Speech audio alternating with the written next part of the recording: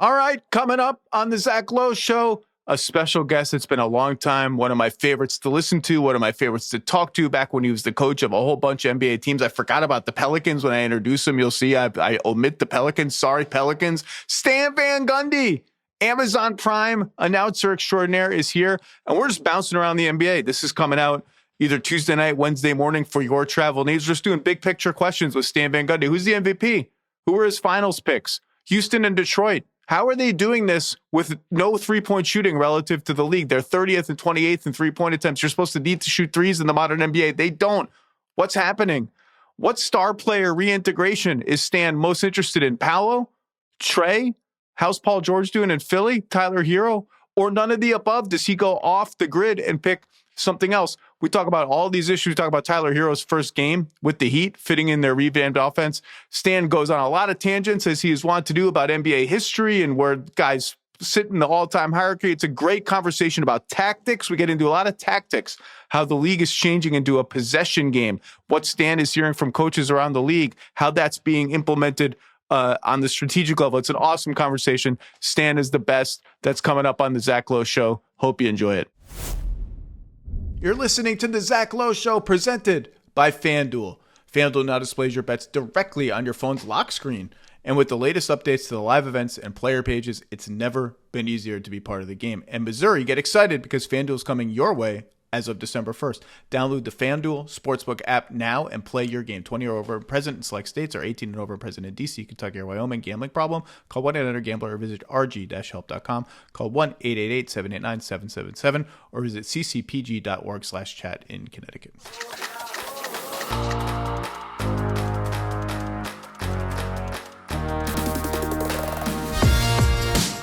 Welcome to the Zach Lowe Show. This is the episode for your travel hell day needs, and we are joined by a very special guest, former head coach of the Miami Heat, Detroit Pistons, Orlando Magic, Amazon Prime analyst du jour, Stan Van Gundy. It has been too long. How are you, sir? I'm good. How are you? Happy Thanksgiving.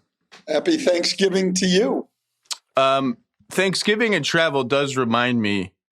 I don't know if you ever heard what Jeff, your brother, said on my podcast years ago about his driving habits and what he listens to or doesn't listen to while this was when he was driving from Houston to the Orlando bubble. Are you aware of this? No, I am not. So I want to know if you share this with him or if you think this is. I got a lot of messages of concern from concerned fans about your brother's mental health when he revealed this. I said, so what did you listen to on this 18-hour drive to Orlando? And he said, stone cold silence. No music, no songs. I just drove by myself in silence for 18 hours. That's what I like to do. There was a lot of concerned messages. So do you share this habit, or will you throw on a podcast, or okay, you'll be a normal person? I'll have a podcast or music on, yeah, or NPR or something like that. But yeah, I couldn't do, I enjoy the silence on a short trip sometimes, but no, not on that trip. All right, Coach, we're going to go rapid fire through the league as we approach a big Thanksgiving for Amazon Black Friday. Hey, by the way, we're teammates now. I heard. Yeah. I heard. That's exciting. Yeah. I really like what we have going there. I like the people that they have hired. I think we have a good team of knowledgeable people. The ex-players that they were able to hire have been fantastic, and guys who are really committed to trying to do the job well and better and improving. It's just been a really committed group. So it's been fun so far. I love it. All right. Question number one, we're going to do like 6 big questions with Stan Van Gundy. What do you think of Tyler Herro's return for the Miami Heat last night? They beat Dallas by 4. The Heat were on the second end of a back-to-back. Herro, 24 points on 12 of 18 shooting. And the question was, he's been a pretty heavy pick and roll ball handler. The Heat have now famously sort of de-emphasized the pick and roll in favor of this super high octane, fast paced drive and kick one-on-one offense that has vaulted them from kind of bottom 5 offense. They're 12th now. How do you think he fit? Well, first of all, I thought he was great. I mean, the first quarter, he got up to a slow start, and I'm watching the Heat broadcast, and Eric Reed asked John Crotty, how long do you think it'll take to, get him going, his legs under? And John said 2 weeks, which I thought was reasonable, and it took till the second quarter. So, he really got it going. I think the new style fits him fine. I mean, yeah, they were running a lot of pick and rolls, but the bottom line is Tyler's game is to play off the dribble. And so it's perfect. And you talked about they're running fewer pick and rolls. They're actually running fewer pick and rolls than anybody's ever run since they've started recording this.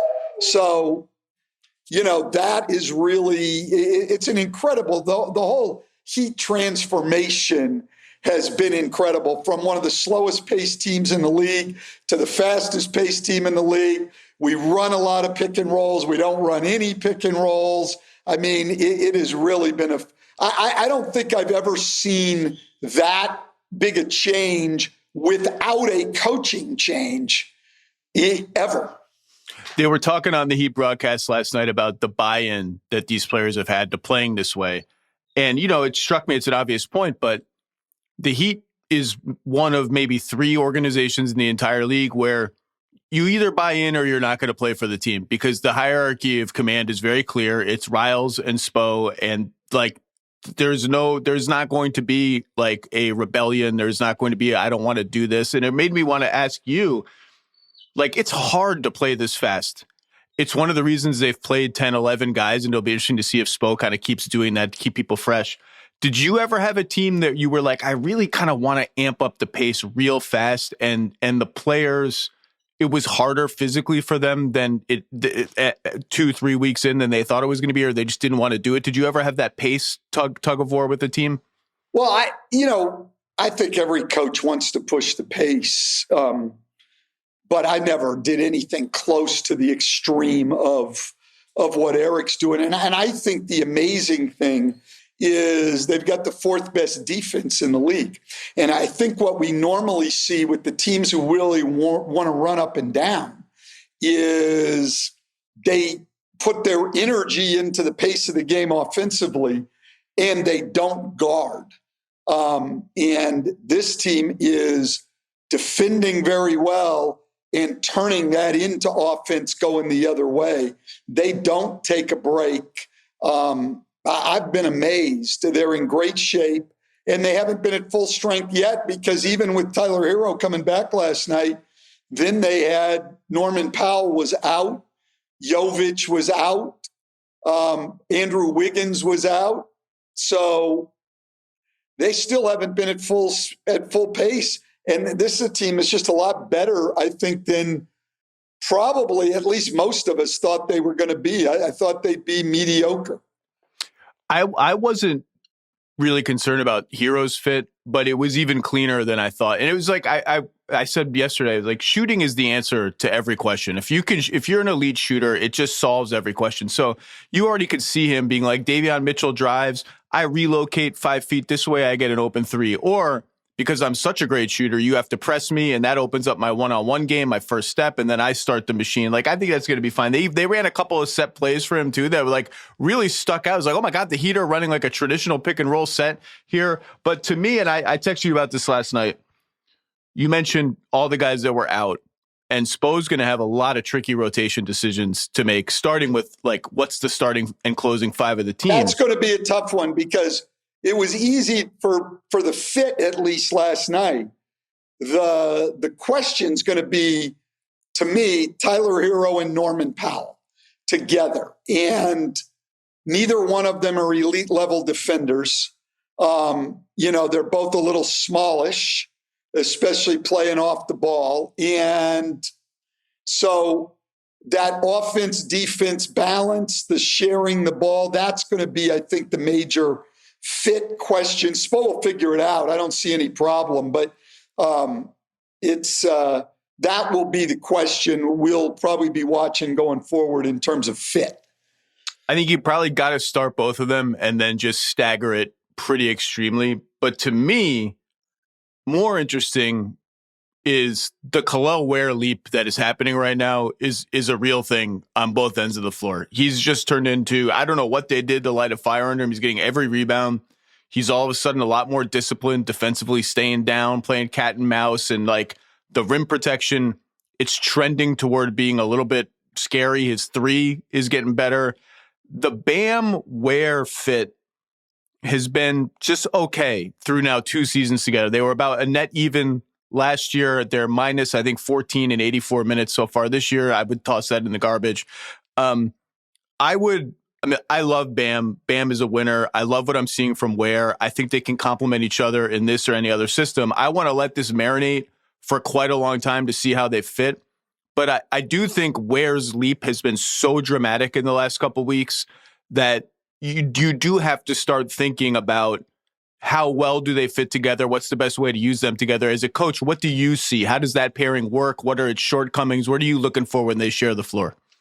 Yeah, look, I mean, I think the way the Heat are playing, it's not a natural fit on the offensive end of the floor because Ware has played great and everything you said about Bam is true, but neither one of those guys are great off the dribble. Bam against centers can play pretty well off the dribble, but when they play him together and now he's being guarded by a perimeter guy, he's not going to beat people off the dribble. And even though both of them are starting to shoot the three, nobody's, at this point anyway, I would not think any other coaches are really scared of them. So I think the spacing when they're out there together is not going to be optimal. And I think going forward, key moments in games especially, I think it'll be with one of them on the floor. Now, defensively, the fit is fine because they're both versatile defenders. They both move their feet. Bam can guard every position on the floor. That's fine. They can hang their hat there. And I would think that in a minutes thing, that if they can do what they did last year, like you said, and just sort of be even when they're both on the floor and then gain their edge when one of them is on the floor, I think that's how they're gonna beat people. But Ware is, look, they've done an incredible job. I think the Heat over the years, as you know, has done about as good a job of developing players as anyone in the league. I think it starts with they really create a vision for guys of what they can be, and they work toward that. So I go back to Duncan Robinson. I think a lot of people would have brought Duncan Robinson in and just seen him as a spot-up shooter. Three and guy goes down and stand in the corner. That's not the vision they saw for him. They saw him on the move, shooting the ball, and that's how they played him and developed him from early on, and he became a much better player and a much better threat. And I think they've had a vision for Khalil Ware since they got him. Malik Allen on the staff is the guy who works with him all the time. They've spent a ton of time together. Last year, we were in Indiana. Malik brought Khalil Ware to the Eastern Conference Finals against the Knicks to be able to sit there and talk to him about what that level is all about. They've invested heavily in both Malik and Khalil and that thing. And yeah, his development has been fun to watch. I mean, this last, 7 or 8 games, he's been as dominant as any big guy in the league. Yeah, this is a legitimate leap happening right before our eyes. It looks sustainable to me. And it's not just like the gobbling up of rebounds. He's had more than 10 rebounds in 10 straight games, I think, and over 15 in a couple of those games. He had a 20 rebound game. It's the discipline that he's playing with. He's still going to be tempted to just jump for everything, but he's really dialing that back. Like late in that game, PJ Washington drove from the left corner. You saw this play, right? Oh, unbelievable. And Ware was on whoever was playing center in the dunker spot. And PJ got into the paint, and you just knew Khalil Ware is going to chase this jump. Like he's going to jump for it. It's going to leave the defensive glass naked. So and he stunted a little bit and then sat back, and PJ Washington missed the hook, and he went up and got the rebound. I was like, God, Dave, so you saw the same thing? Yeah, absolutely. I mean, and, listen, I say the one thing that I have thought from the beginning of my time in the NBA, what separates players from each other. People look at NBA players and I think they see size, athleticism, skills.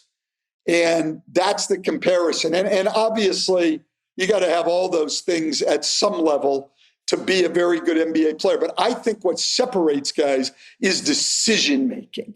The best players are the best decision makers. Hubie Brown used to say, it's not who can shoot, who can pass, and who can dribble. It's the guys who know when to shoot, when to pass, and when to dribble. And so what you're talking about for Khalil Ware, not anybody, but a lot of guys can go up and block a shot, and a lot of guys can go get a defensive rebound. But that decision-making that you're talking about on the play last night, that's what sets apart players. It's the same on offense. Like, I had Dwayne Wade early on, came in the league, not a great shooter or anything, but still was very efficient. Why? He could get to the shots he wanted. He made great decisions on what shots to shoot. So he was a 50% shooter from the time he walked in the league because he was a great decision maker. And I think that's what fans miss on NBA players. And I think sometimes they see great talent. Oh, that guy should be playing more. Or why isn't he more successful? It's decisions at each end. And that's what separates guys. Khalil Ware's getting there. Yeah. So the three takeaways for me for the Heat going forward are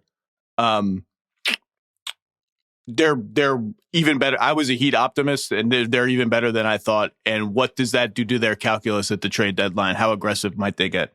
Number two, is this finally going to be the year that Eric Spoelstra wins Coach of the Year?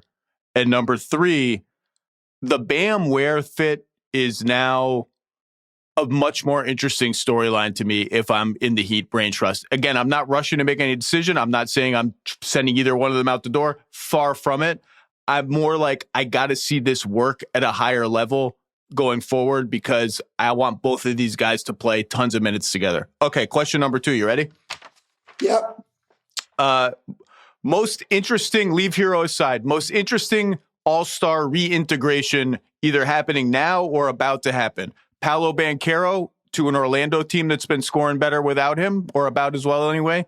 Trae Young coming back to a Hawks team that's 9-4 without him, or early returns on Paul George fitting in Philadelphia. What's most interesting to you? Okay, I'm going to go none of the above. Okay, I love it. None of the above. And the most interesting thing to me, the most interesting reintegration is LeBron to the Lakers. Oh, my God. I love this. Well, because I think, look, you're talking one of the greatest players in history, maybe the greatest player in history, coming back, but he's always been at his best with the ball in his hands, making plays. And now you've got two guys in Doncic and Reeves off to great starts, and they both excel with the ball in their hands. None of those guys, none of the three of them are off the ball players. None of the three of them at this point, because of LeBron's age, none of the three of them are plus defenders. And so now, instead of putting defensive-minded guys and guys who can play without the ball around Doncic and Reeves, now we've got three ball-dominant guys who are, in my opinion, minus defenders. I don't know. Like the Lakers, I don't know if they're real or not.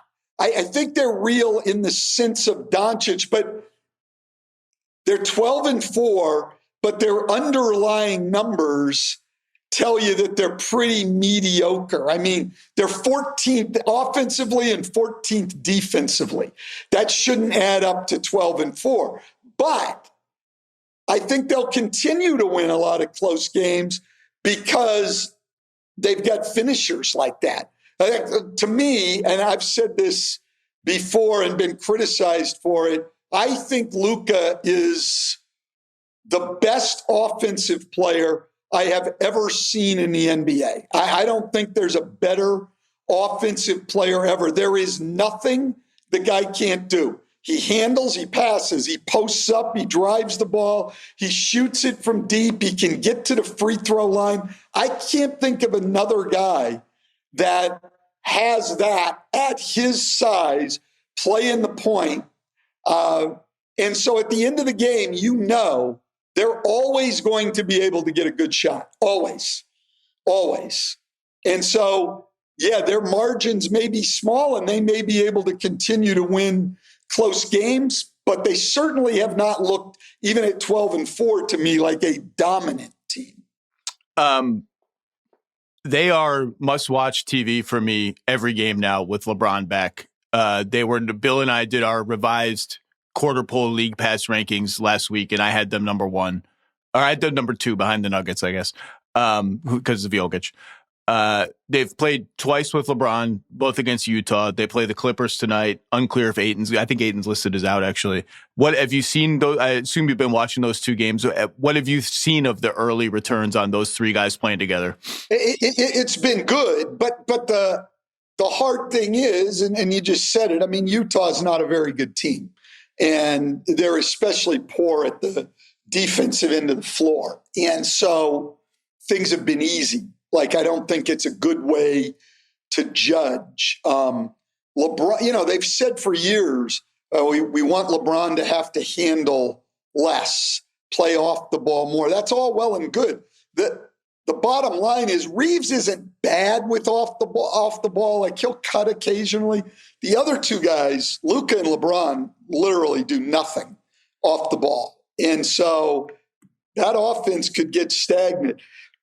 Defensively, when you talk about, we're going to go play the best teams, if you're going to try to finish with those 3 guys, who's guarding Shai Gilgeous-Alexander?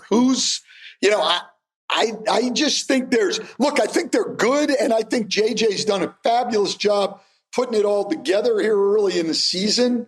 I just don't know when we get to playoff time and it becomes very matchup oriented and everything. I think there's more to see with them. Plus, as we know, they still don't have a lot of shooting.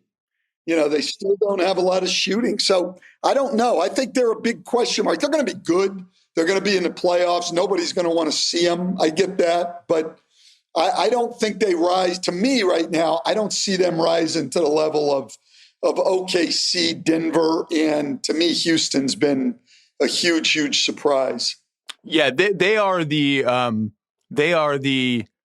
could be competitive in any series in the Western Conference. Hard to see them winning 3 to get to the finals. But given, and that's with LeBron's age, with the defensive concerns you just outlined, like who's guarding the point of attack in this starting 5. I think the offensive fit has been awesome so far. They've leaned into the right play calls, mismatch hunting. LeBron's been kind of active off the ball here and there. But as you said, that's 2 games against Utah. What happens when we're 20 games in, the opposition gets better? That's what I'm waiting to see. Can I answer my own question that you went none of the above on? Yeah. To me, it's Trae Young, and it's not close, because I think we all know the Magic need Paolo Banchero, and I think it's easier for him to tweak his game 10% towards, setting screens, making the extra pass while still being Paolo in that offense.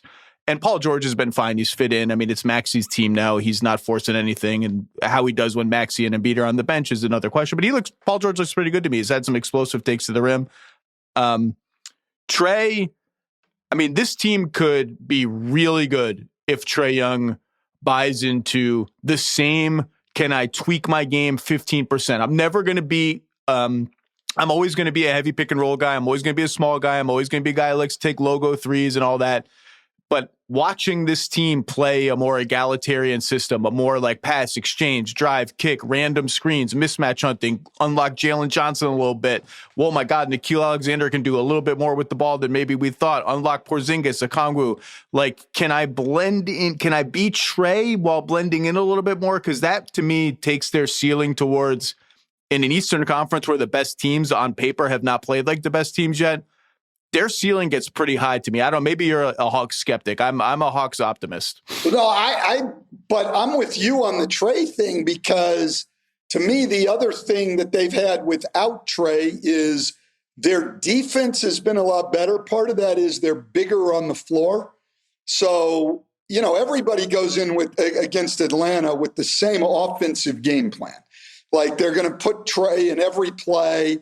and they're going to attack him and everything else. And Quinn Snyder and the other guys on the floor have got to work to hide Trae Young all the time defensively. And they haven't had to do that. I mean, Nickeil Alexander-Walker is an outstanding on-the-ball defender. We know about Dyson Daniels. And then they've got great size up front. This is a legitimate defensive team as they continue to progress. With Trae, I think their ceiling as a defensive team is mediocre. Now, can he do what you're talking about and make tweaks to his game so that they become an above-average offensive team to offset that? Again, I think they're it'd have to be like top 7 offensive team. They're 11th since Trae went out. They're 11th in offense, which is like super encouraging. I think they're better without Trae Young, and I say that as a guy. There you go. I've said that I say it every year when I watch them, and I'm not a Trae hater. As a matter of fact, if you give me money, and I've got money to buy a ticket, and I can go to 3 games. That's what I've got. Trae's one of the guys I'm going to go watch. I think the guy, to watch him play, forget the long-range shooting, the passes he makes, the creativity, I think he is a great watch. I love turning on the Hawks and watching Trae Young pick defenses apart. I love him. But I think they're better. This team is better without him. It doesn't mean every team's going to be better without him, because some teams are going to have more need in where in what he does and everything else. But look, the league has changed, and positional size is a big, big deal now. With all the switching you have to do to combat these offenses, I think the really small guys like Trae become a defensive challenge, and they better be great, great, great at the offensive end.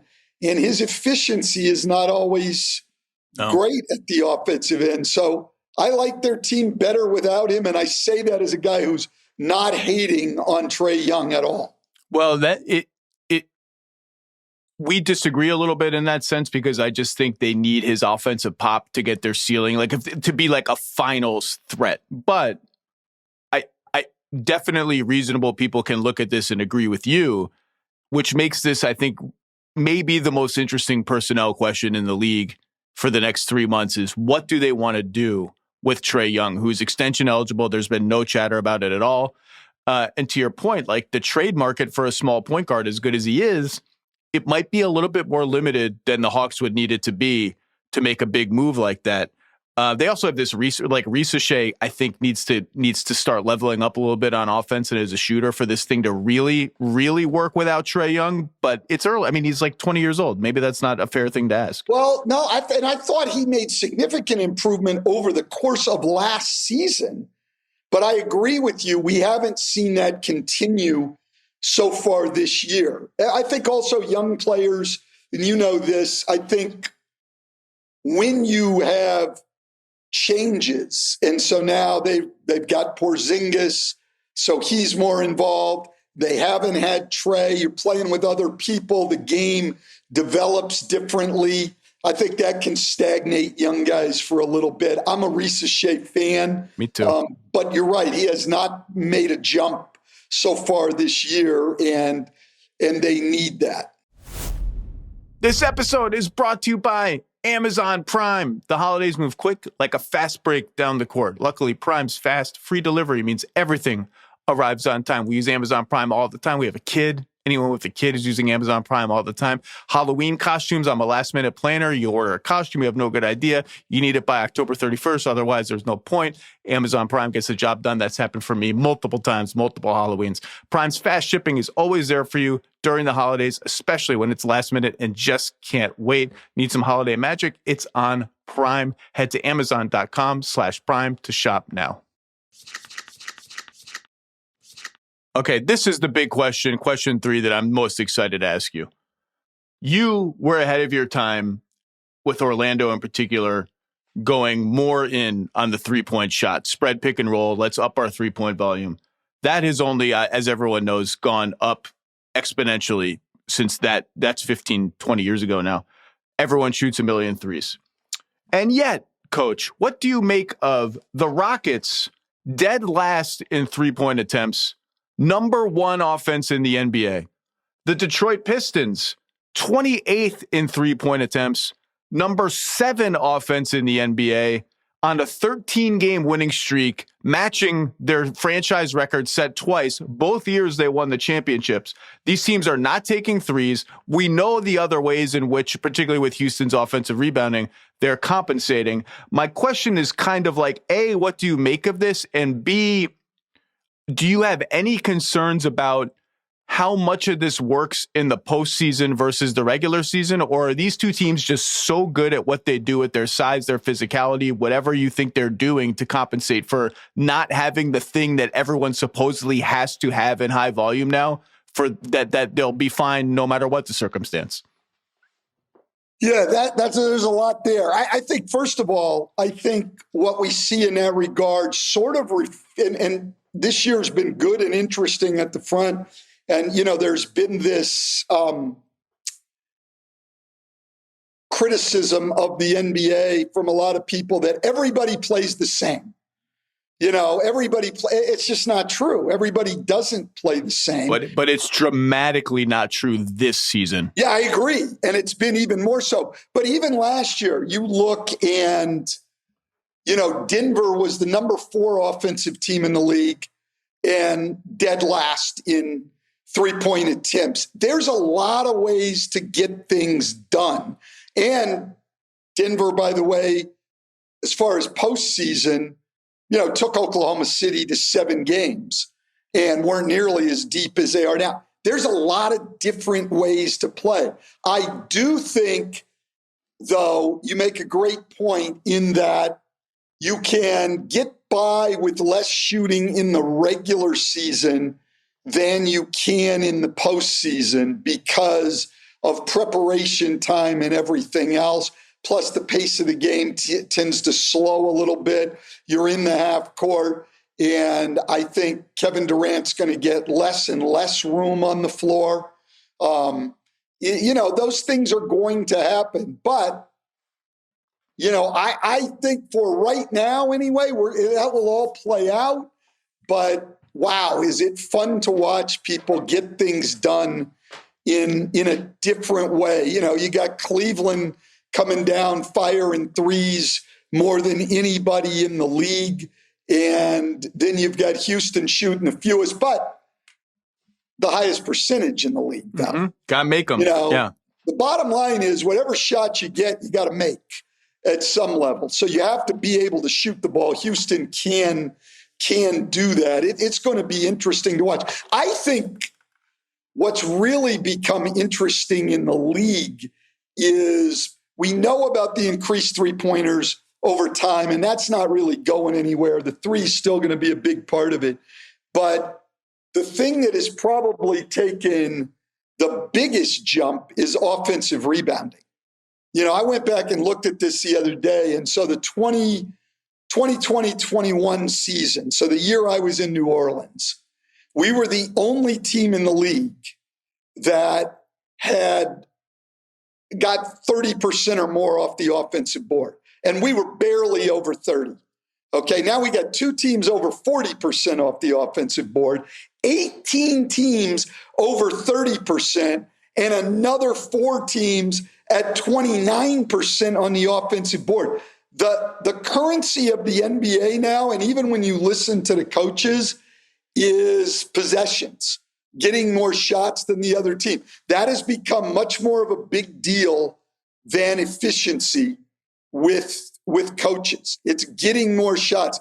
Talking to Kenny Atkinson the other night before the Cleveland game, they've changed the way they teach defense. They used to put a premium on not fouling, because the free throws are the most efficient shot in the league. And so, hands back, don't be reaching. No, now they go after the ball. That ball comes into the gap. They're reaching up, they're reaching down. He talked about looking at NFL cornerbacks in how they try to strip the ball from people, after the catch. And what does that mean? They're fouling more, sending people to the line, but that's obviously not threes in most cases, and they're creating enough turnovers to offset it. I mean, I think Oklahoma City might have given up the most free throw attempts in the league last year, if not very, very close, but they also forced the most turnovers.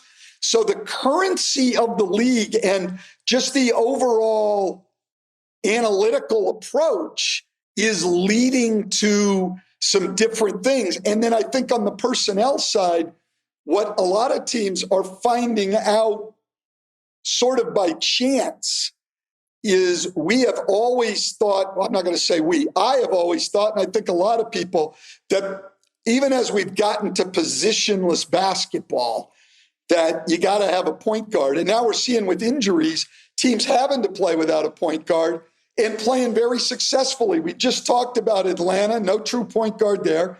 Houston, all year, it's a Min Thompson as their point.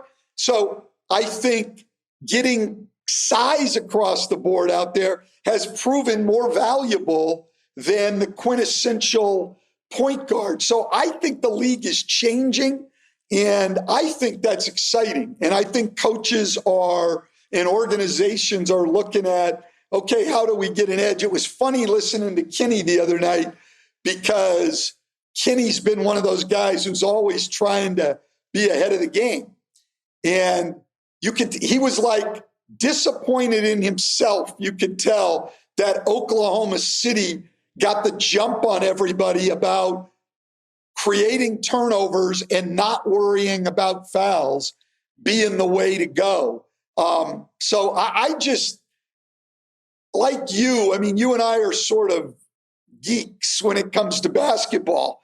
And I have loved the early start of the season, different styles. The game seems to be changing around the league. That's been just a lot of fun to watch for me. Okay, you said a lot of interesting stuff there. Number one, the fouls versus steals trade-off is, Orlando was doing this last year with Jamal Mosley too, is like, if you're going to hack the hell out of people, you better be getting a lot of steals. Otherwise, the math is going to go against you. And B, you're also betting on, and this is what you hear other teams sort of whisper about the Thunder, like the refs are not going to call all the fouls. So you're betting on that. The other thing, offensive rebounding. Houston's first by a mile. Detroit is fifth. Possession game, possession math. If either of the, and Detroit, by the way, is second in forcing turnovers. So they're tilting that turnovers and rebounding toward them. Both of these teams are below average at taking care of the ball on offense. Detroit's 16th, so they're about average. Houston is 20th. Boy, oh boy, if either of those teams cleans that up and tilts the possession math even more dramatically toward them, this whole sort of mathematical model starts to work. I love watching both these teams play. Detroit, I mean, they are whatever, something in 2. I don't remember anymore. 15 and 2. 15 and 2, yeah. Ivy's back, has looked great. Staggered with Cade and played a little bit with Cade. They actually ran some 2-man game in Indiana last night. Tobias Harris is back, adds some shooting that they need. Just a lot of optionality. Like Dennis Jenkins, who's been amazing for them, didn't even play in the second half last night. They all of a sudden have a lot of depth. I've been borderline obsessed with the idea of them trading for Markkanen, but even if that doesn't happen, now that they're at full strength, even if there's no big trade that happens, maybe not even a small marginal trade, they have like a lot of guys right now. The guy that I'm watching the most is Asar Thompson. How have you seen his game evolving, and how does his game, because look, when they play him with Duren and just one other so-so shooter, the spacing for Cade is just going to be what it is. It's not going to be great. How do they compensate for that? And like, what do you need to see from Asar Thompson to take this team seriously as like a finals threat? Or maybe they already are a finals threat. I don't know. Yeah, I don't know. We haven't seen enough probably to say that. Everything we've seen has been good. I do think the interesting thing with them, Rick Carlisle made this point last year early in the offseason, after they had made their run to the finals. He thinks the league is changing in it's not just a star league. We used to always, you put the big three together and then you sort of fill in around them. And it's not just a starting lineup league. Like with all the injuries, the pace up, everything else, he said it is a pace and play hard league now. And Detroit's got that sort of team. They can run a lot of guys at you and keep the pace up. And so I like them. I think Cade is obviously has risen. He's a legitimate star. Asar Thompson, I think JB, who's been an underrated coach for a long time in the league, is doing a really good job with him. They're trying to get him to at least stay on the move offensively and cut. If you're standing still as a non-shooter, then you're a major liability. But if you can, your guy loses vision, you cut, get a layup, anything that keeps people at least having to pay attention to you helps. He's almost as good as his brother defensively, if not as good. He runs the floor. He's got a lot of good things, but you said it earlier about shooting right off the bat, and it's true. And when you see guys make a jump in this league, most often it's their shooting that makes a jump, and that's where he's got to get to. Can he do it this year? I don't know, but I like that team.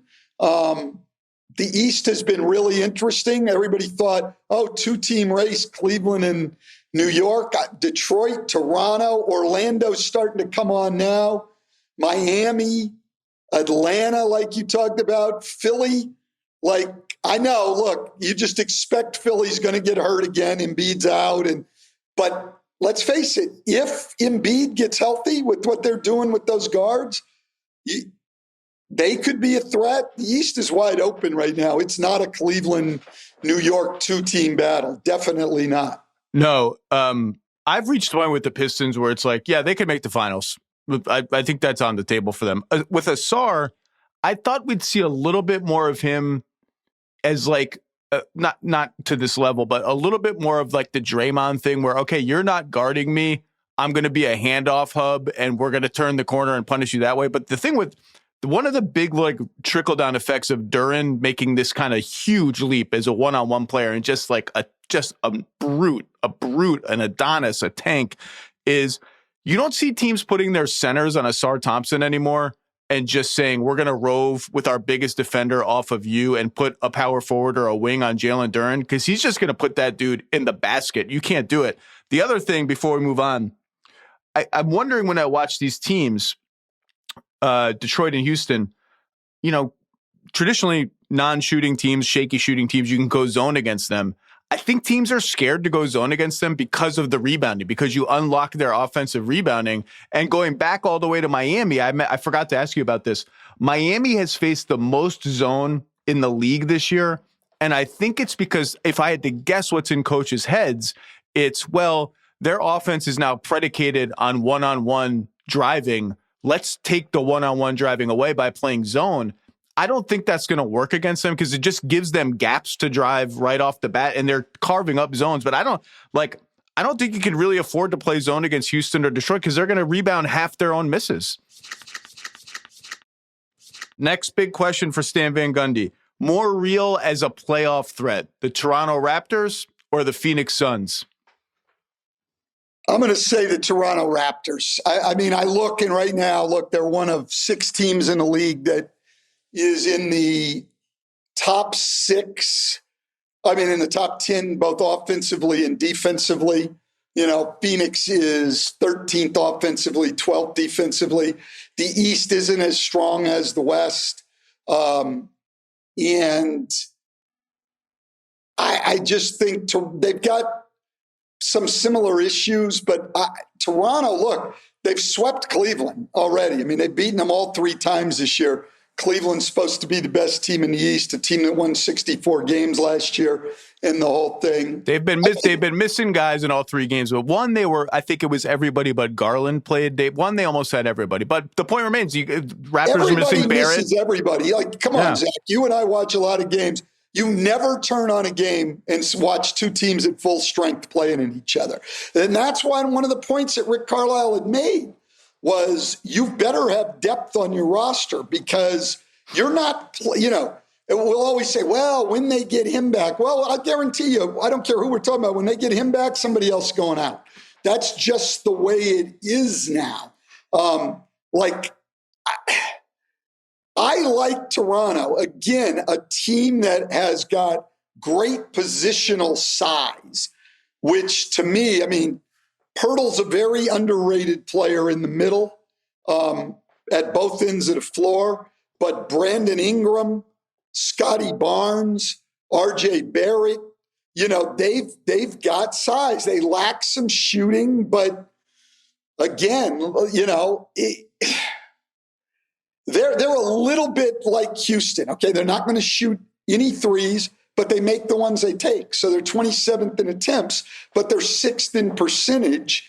And they're a fun team to watch because they're one of those teams where you just don't think they should be as good as they are.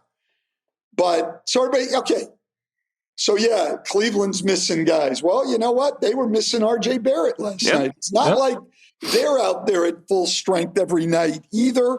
They're a legit. I'd be shocked the way things are going now if they're not in the playoffs in the East, and I would be shocked if Phoenix was in the playoffs in the West. But Phoenix, the one thing with Phoenix is they're the hardest playing team in the league. In what I've seen, they are the hardest playing team in the league. What Jordan Ott has done there is he's gotten total buy-in, and Steve Clifford's a consultant there, and so has seen them. I forgot about that. Yeah, and Steve said that the time he's been there, the one thing he pointed out, he said, Devin Booker may be as good a leader as he's ever seen. Both by example and what he says, but total buy-in from him at both ends of the floor, defending really hard on top of the offense, trying to get other guys involved, just all about team success, plus his professionalism and work ethic every day. It always drives me crazy when people talk about Devin Booker. I have great respect for the guy, and if I had drafted him in Detroit, I might still be coaching, Zach. So, oh boy, but I did not. So every time Devin Booker has a great game, I'm like, I physically kick myself to make sure I feel that pain. Is that Kennard or is that Stanley Johnson? Because there's a Booker, Stanley Donovan Johnson. Yeah. I passed on Devin Booker and Donovan Mitchell, and that's why I'm broadcasting now. You're sitting in a very nice home, Stan, and everything looks great in your life. This you look is the great. home that Dwayne Wade got me in Miami, and then Dwight Howard continued to so I could make payments on it. By the way, I see the Christmas bows are already hung up. I see the Mary sign back there. I mean, are you doing that yourself? Are you the decorator of the house? Absolutely not. My youngest daughter lives about 7 miles from here and works for me, maintaining everything because I'm incapable of taking care of anything. And while I was gone last week to visit her siblings in Michigan, she came in and got my house decorated. I've been doing a recurring segment on the podcast called Zach Lowe's Insights to Mediocrity, which is my way of poking fun at Michael Jordan's insights to excellence, which have just been, load management's bad. I'm Michael Jordan. And so I could recruit you for this because a lot of my insights to mediocrity about how I can't do anything around that. I'm like a completely useless person in the house. Yeah. And, my wife was very, very handy and did a lot of things. And when she passed, my daughter took over. And she makes sure that everything keeps running smoothly. So this is all Kelly's work right here. I have one job, and that is I've got to get a tree and So I got to work on that today when I get off with you, get a tree here, which then she will come in and decorate. So you got to get the tree. You got to work on that. Do some research. I've got to get the tree. Yeah, that's all I got to do. The answer to my own question for me is also Toronto, but they're like broadly similar teams in a lot of ways. Number one, obviously they're playing above expectations. They've each had somewhat easy schedules. Both of them are shooting like gangbusters from everywhere on the court. Both of them, their opponents are shooting pretty badly from three. You think both of those things will regress a little bit.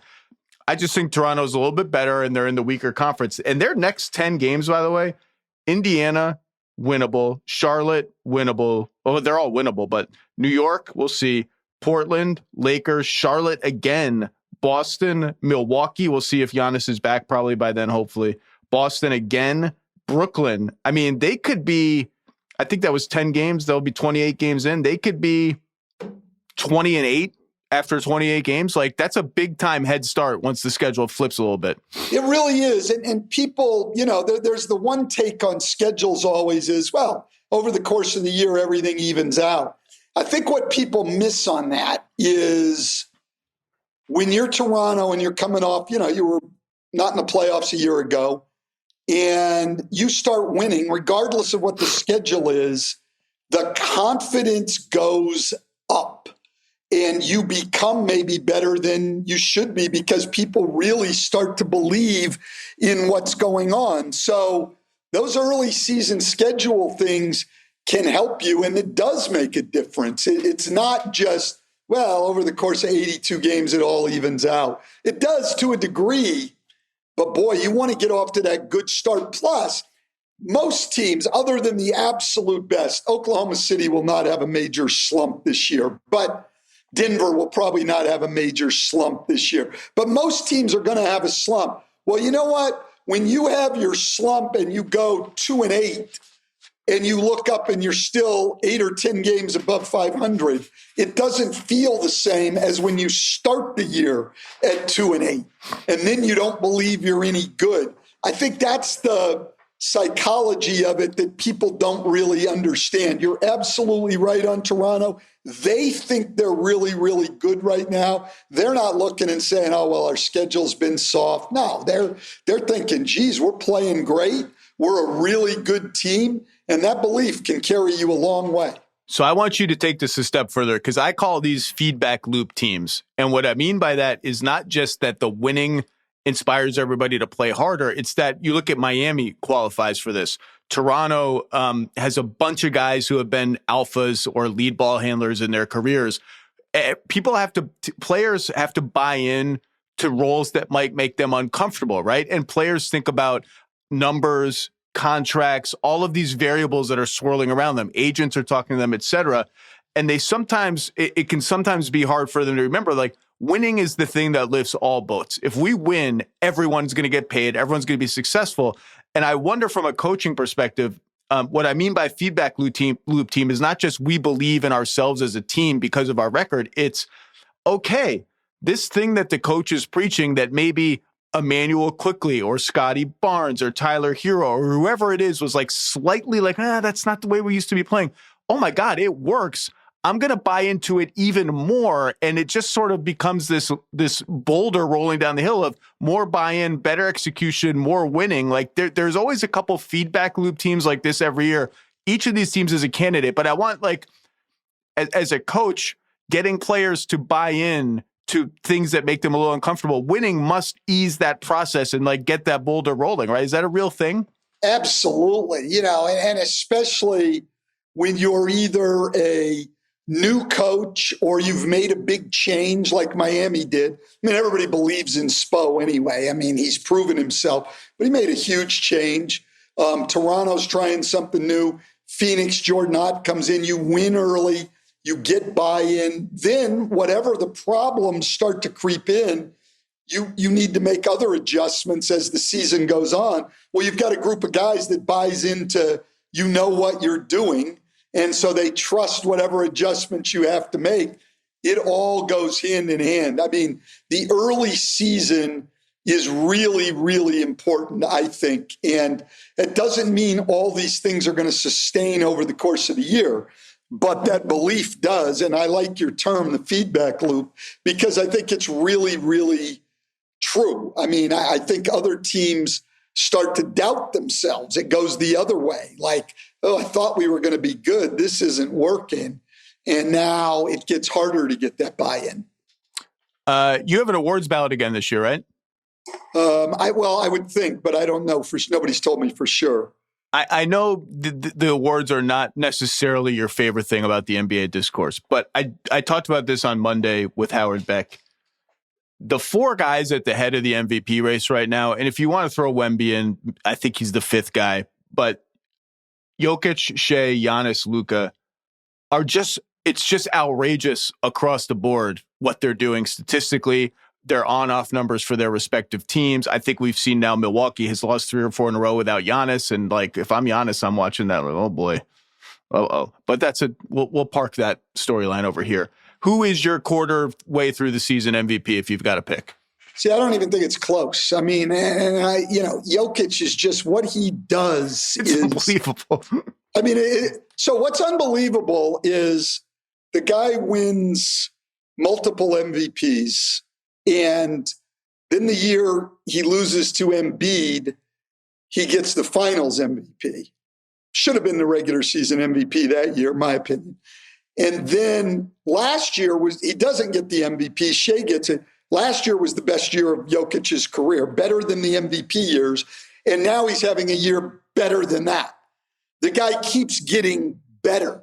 And the thing with Jokic, to me, that is phenomenal is he puts up these outrageous numbers, and I don't think he has the slightest interest in statistics at all. I don't think he has any interest in that in the least. I think he's a guy that cares about one thing and one thing only, and that is winning. And he's just going out and playing and trying to make the right play every time down the floor, and they win. And then he puts up these, outrageous. What nobody talks about is what this will be his second or third straight year when he's in the top 15 or 20 in the league in steals. So, the points there. This guy, he's in another world. And this is what I talk about. We can talk MVP all we want, and we can debate. And Shea had a great year last year. Giannis is always great. All of this. I honestly think if you said, okay, you've got to win a championship this year to keep your job as a GM, okay, and we're going to draft all the players in the league, I think all 30 guys take Jokic. So we can talk about who the MVP is. I don't think even one GM takes anyone other than Jokic if it's all about winning right now and the job's on the line. So to me, I honestly believe that, and I don't think it's close on who the MVP is. Those other guys are fabulous. I think the only, when you can start to get in the interesting debate is who's the American-born MVP in the league. Then maybe we can have a little bit better of a battle because the top 5 are all born abroad. So that's where it can get even. So, but all Jokic right. is phenomenal. It's Jokic having 30, 13, and 11 and just shooting. It feels like 100%. It feels like he hasn't missed the entire season from anywhere. When you see him, tell me you're not surprised every time he misses a shot. Well, and particularly from like the 14 to 8 foot range, which is supposed to be tricky, every shot, if it hits the rim, it goes in. It doesn't matter. And that's why I was surprised earlier when you said Luka is the best offensive player you've ever seen. I think there's an argument. I think the one thing that makes him a little bit different, right, is Jokic. I mean, he's great, but and they will run some inverted pick and rolls for him handling, but he doesn't have the off the dribble, beat your guy, make a dish that Doncic has. I mean, it's close, but I just think, and I think overall, because of the rebounding and everything else, Jokic the best player in the world. But Doncic offensively, he does what he wants. I mean, he does what he wants. And I don't know if there's a way to guard him. I mean, we've gone back and forth for years on, do you force him left, but then he's not as good a passer going left, but then you bring the step back into the equation. So if you take away the step back and send him right, well, now he's even a better passer. And that's what these kind of guys do, is they render your game plans obsolete. It's going to sound like heresy.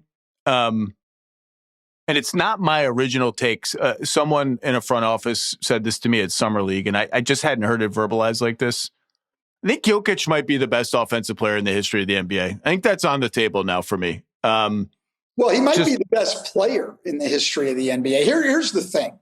Like, my son says this all the time about every sport. He's more of a baseball guy, right? He said, look, he goes, I understand the thought that you compare players to how well they did in the era they played in. But the evolution of athletes is, we can probably say that the best 20 basketball players in history have probably played in the last 20 years, Zach. I mean, like, those other guys are great, but if you took them for what they were in their time and dropped them in today's game, a lot of those guys couldn't even get in the league. And I'm talking about some guys who are in the top 75 all time. And I don't say that to disparage people. We evolve over time. Athletes are getting better. How can you look at a sport like track and field or swimming and see that the times keep improving and think in our sport players don't continue to get better and better? I mean, it's just the fact. That's why, to me, right now, LeBron's the best player in the history of the game. Like, people want to argue Jordan and the whole thing. It was, Jordan's moments were 30 years ago, man. I mean, players have gotten better. These guys are the best players ever in every sport. It's not trying to demean anybody. It's just, that's evolution. That's what happens. I mean, you really think we're dropping Bob Cousy in today's NBA and he's dribbling? Simmons is going to be so outraged that you just said this about Bob Cousy. Dribbling with his right hand. That's no knock on Bob Cousy. What happened is Bob Cousy was a very creative guy, and someone else learned from him and developed their game better, and then from them. But you can't take those guys back then and drop them in today's game. Look, nobody's had a better career than LeBron in the league, and Jokic is on another planet. If I had to take one guy in history right now, not just in today, I'm taking Jokic.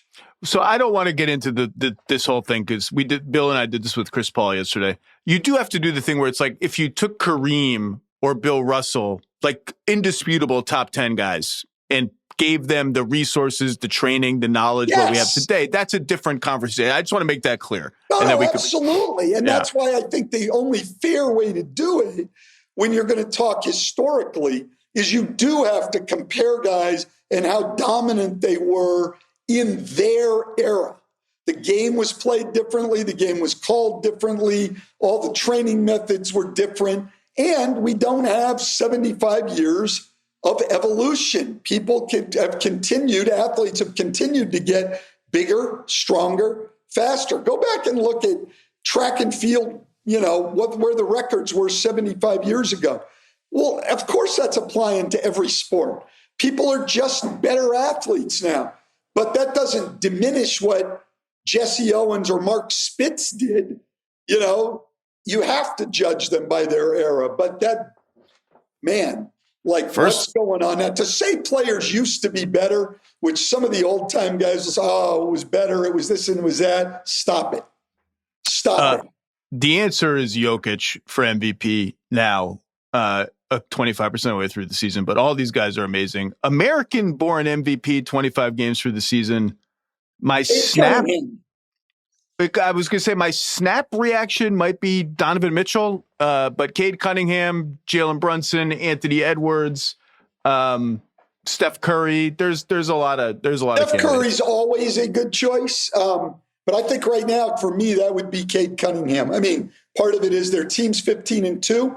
They've gotten great play out of Jalen Duren, but the lineup around him doesn't wow you. I mean, certainly Donovan Mitchell has more around him than Cade Cunningham does, and Detroit's got a better record.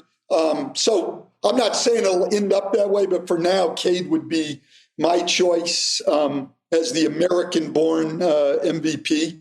Also deserving of mention, Tyrese Maxey. For sure. Real quick on Cade, the stuff you said about Luka and how every scheme he finds a way to beat. I watched the Pistons with that kind of eye on Cade because I said last week, I feel like our team's blitzing him too much to take the ball out of his hands. But if you drop on him, which the Pacers did a few times last night, he just kind of bullies his way where he needs to go. He's beginning to solve that. Okay, last question because I know you got to go. Your updated NBA Finals prediction.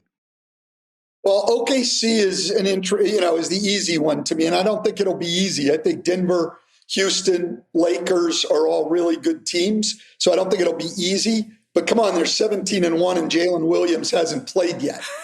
You mentioned when they're not going to have a slump this year. For them, a slump is a loss. That's a slump. That's exactly right. And look, I mean, the only injury they can't absorb is Shea.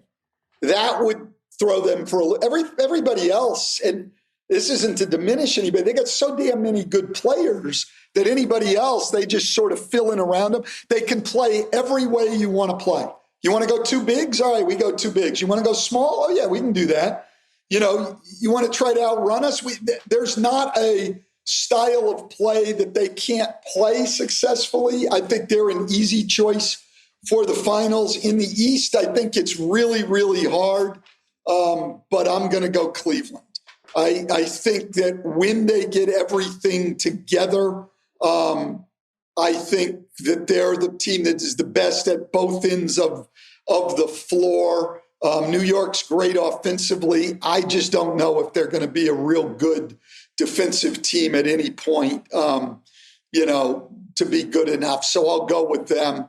And then my runner-ups would be the same you guys. I mean, Miami, Detroit, New York would be my next three there. My preseason prediction was Oklahoma City over New York. I have not quite seen enough across the board of the East to change yet. I'm going to stick with Oklahoma City over New York. The defense makes me nervous. The cat up and down makes me nervous. The reliance on Mitchell Robinson makes me nervous, but I haven't seen enough yet. And I do think this team, the puzzle pieces can match up in a way that's interesting. But I'll tell you, I'm inching closer to just going Detroit. Like, they're just really good. Good. And the number one player that I'm watching in this conversation, and maybe in the whole league for the next couple months, is I spent the entire summer hearing from people in Cleveland, out of Cleveland, everywhere, about how this is year Evan Mobley's blowing up. Like 25 games, 8 assists, like we're going to run the offense through him and this and that. And I know they haven't had everybody. They tried to force feed him early and it was like a little clunky. I love Evan Mobley. I've said many times I've never sold my Evan Mobley stock. I think he's a great player as is. I had him second team All-NBA last year. I'm just still waiting for he's a legit 1A to Donovan Mitchell kind of leap, and I haven't seen it yet. And what I've seen is not super encouraging for me that he's going to really make that level up as a player offensively this year, which is fine. They can still make the finals that way. I don't think they can win the finals that way. Well, I don't think anybody's beaten Oklahoma City. So, but I'm with you on Evan Mobley. I think he's a really good player, and he'll continue to improve a little. But he's not a 25-12 guy. He's about 23-6. Yeah, he's an 18-8. Something like that. Who's also great at the defensive end of the floor. But offensively, he's improved a great deal since he's come in the league. They've done a great job with him. I don't see him being, at least not with that group, with those two guards. I mean, that's going to be their offense is going to be Garland and Mitchell. He's going to be the third option offensively.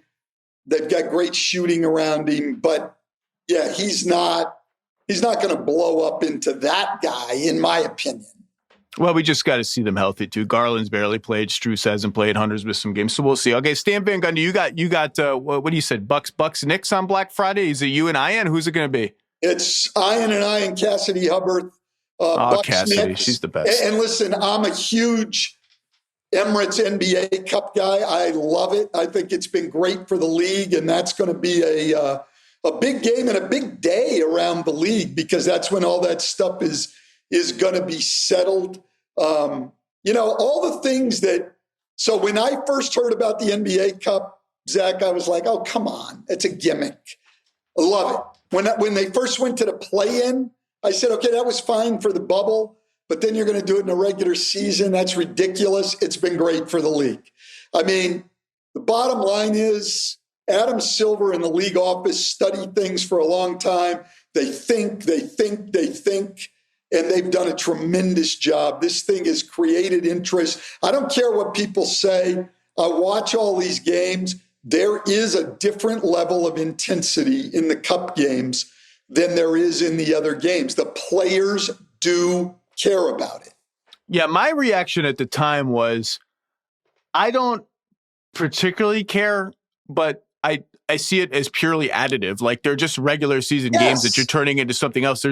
My reaction at the moment of its announcement and its conception was there's no downside. The upside has actually been a little higher than I anticipated because the players do play harder. The coaches leaves guys in longer because of the point differential thing.